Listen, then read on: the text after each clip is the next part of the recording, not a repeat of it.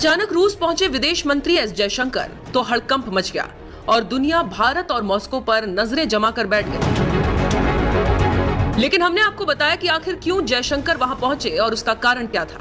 लेकिन ये नहीं पता था कि जयशंकर रूस पहुंचेंगे और चीन तारीफों के पुल बांधेगा। लेकिन ऐसा ही हुआ। जैसे ही जयशंकर रूस पहुंचे और बातचीत शुरू की, ठीक वैसे ही चीन ने तारीफों के पुल बांधने शुरू कर दिए। खबरों की माने तो भारत के विदेश मंत्री एस जयशंकर ने मंगलवार को मॉस्को में कहा कि रूस से तेल खरीदना भारत के लिए मुफीद है और भारत ऐसा करना जारी रखेगा। मॉस्को में रूसी विदेश मंत्री सर्गेई लावरोव से मुलाकात के दौरान जयशंकर ने यह बयान दिया, जिसे अमेरिकी जैसे पश्चिमी देशों के लिए एक करारा जवाब के तौर पर देखा जा रहा है। रूस से तेल खरीदने को लेकर पश्चिमी देश लगातार भारत पर दबाव बना रहे हैं कि भारत तेल न ले। लेकिन अमेरिका समेत सभी पश्चिमी देशों को करारा जवाब देते हुए उन्होंने कहा कि तेल खरीदना जारी रहेगा। इससे पहले भी जयशंकर वैश्विक मंचों से भारत रूस संबंधों पर सवाल उठाने वालों को करारा जवाब दे चुके हैं और यही सब कुछ चीन को अच्छा लग रहा है।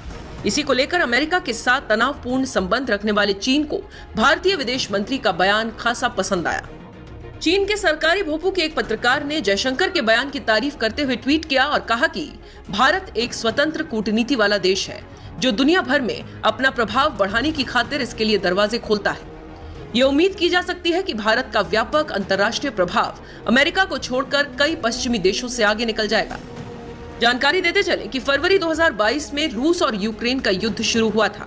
उसके बाद एक एक कर रूस पर कई प्रतिबंध लगने लगे, लेकिन भारत ने तटस्थ नीति का पालन करते हुए रूस से तेल खरीदना जारी रखा। संयुक्त राष्ट्र से लेकर एससीओ जैसे मंचों से भारत युद्ध और हिंसा की खुलकर निंदा कर चुका है। रूस से व्यापारिक संबंधों की वजह से पश्चिमी देश भारत से नाराज हैं। इस बीच जयशंकर 2 दिवसीय दौरे पर मंगलवार को मॉस्को पहुंचे। भारत रूस संबंधों पर बोलते हुए विदेश मंत्री ने कहा कि दोनों देशों के बीच बेहद मजबूत और समय की कसौटी पर परखे हुए संबंध है। This covers a range of practical cooperation in fields like trade, investment, energy, commodities, etc., as well as sensitive domains like defense, space, and nuclear. My objective in coming here today is to sit down with my Russian counterparts, Minister Lavrov and Deputy PM Manturov, and assess how we are doing.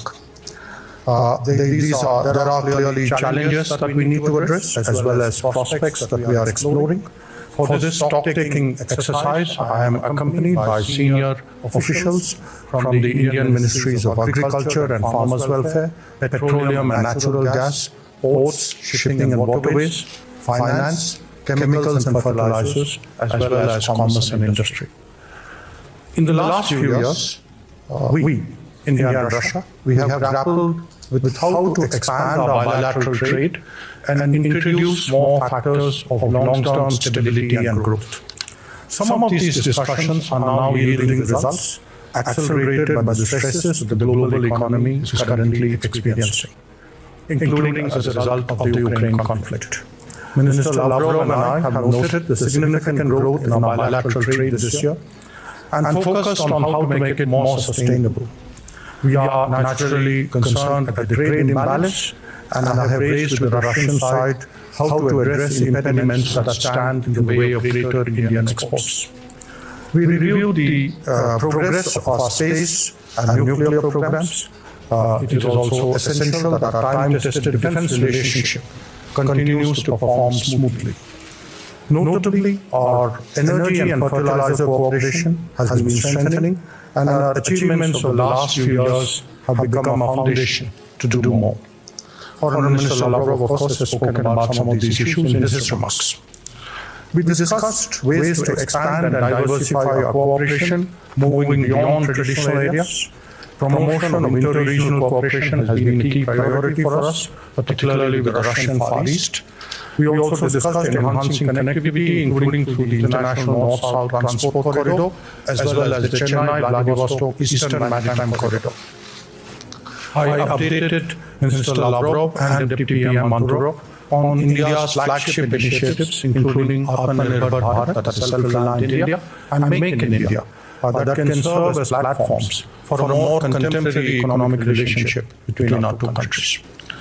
Now, it is natural that as foreign ministers, we exchange views on the international situation from our particular perspectives and vantage points. Obviously, the Ukraine conflict was a dominant feature, although we will continue to have discussions on it. Let me take this opportunity to lay out the Indian position on this matter. As Prime Minister Modi conveyed to President Putin in Samarkand in September, this is not an era of war. The global economy is simply too interdependent for a significant conflict anywhere not to have major consequences elsewhere. We are seeing growing concerns on energy and food security emanate from the conflict that are coming on top of severe stresses created by 2 years of COVID. The global south, especially, is feeling this pain very acutely. India, therefore, strongly advocates a return to dialogue and diplomacy. We are clearly on the side of peace, respect for international law, and support for the UN Charter. Insofar as specific initiatives pertaining to issues like food grains and fertilizer shipments are concerned. तो सुना आपने क्या क्या कह रहे हैं जयशंकर और कैसे उन्होंने करारा जवाब दिया। जानकारी दें कि अपने भाषण में जयशंकर ने कहा कि कोरोना वायरस महामारी, वित्तीय दबाव और व्यापारिक कठिनाइयों ने वैश्विक अर्थव्यवस्था पर बड़ा असर डाला है। अब इसके ऊपर हम यूक्रेन युद्ध के नतीजे देख रहे हैं। आतंकवाद और जलवायु परिवर्तन 12मासी मुद्दे हैं। दोनों का विकास पर बुरा प्रभाव पड़ता है। हमारी बातचीत समग्र वैश्विक स्थिति के साथ साथ कुछ खास क्षेत्रीय चिंताओं को दूर करेगी। बस इसी दिलेरी भरे बयान को पकड़ते हुए चीन उनकी तारीफ कर रहा है। यहाँ पर एक और बात बताते चले कि इससे पहले भी सितंबर में चीन के सरकारी अखबार ग्लोबल टाइम्स ने जयशंकर के एक बयान का हवाला देते हुए कहा था कि अमेरिका और पश्चिम की तुलना में हम भारत की स्वतंत्र विदेश नीति का सम्मान करते हैं और नई दिल्ली के रणनीतिक संयम को देखकर खुश हैं, जिसे आसानी से मूर्ख नहीं बनाया जा सकता।